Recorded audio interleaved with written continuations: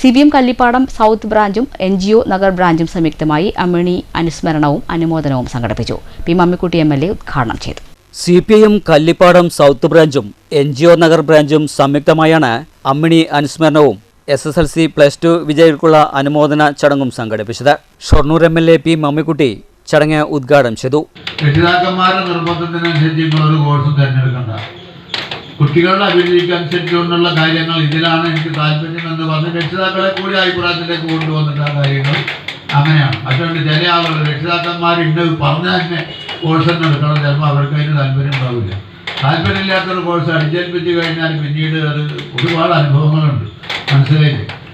അപ്പോൾ അതുകൊണ്ട് അത് രക്ഷിതാക്കന്മാരെങ്കിലും മോട്ടിവേഷൻ ഉണ്ടാവണമെന്നല്ല ഞാൻ പറഞ്ഞതിൻ്റെ അർത്ഥം. അതുകൊണ്ട് മക്കളിപ്പോൾ ഡിഗ്രി കഴിഞ്ഞു അല്ലെങ്കിൽ +2 കഴിഞ്ഞു, അപ്പം ഇനി ഏത് കോഴ്സാണെന്നുള്ളത് എന്താ കോഴ്സ്?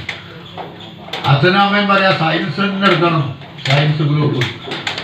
കുട്ടിക്കാണെങ്കിൽ ഹ്യൂമാനിറ്റീസിനാണ് താല്പര്യം, ഹ്യൂമാനിറ്റീസ് എടുക്കണം. ആ താല്പര്യത്തിൽ തന്നെ പോകണമെന്നർത്ഥം. SSLC +2 വിജയികളവർക്കുള്ള ഉപഹാരങ്ങൾ പി മമ്മിക്കുട്ടി MLA വിതരണം ചെയ്തു.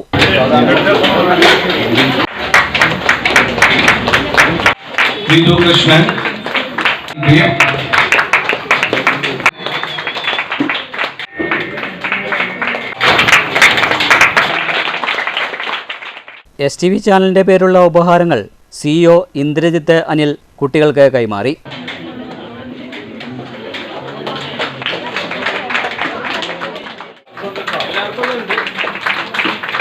യോഗത്തിൽ DYFI ജില്ലാ ട്രഷറർ M രൺദീഷ് പ്രഭാഷണവും CPM Kulappulli local secretary VK Anuraj Ammini അനുസ്മരണവും നടത്തി.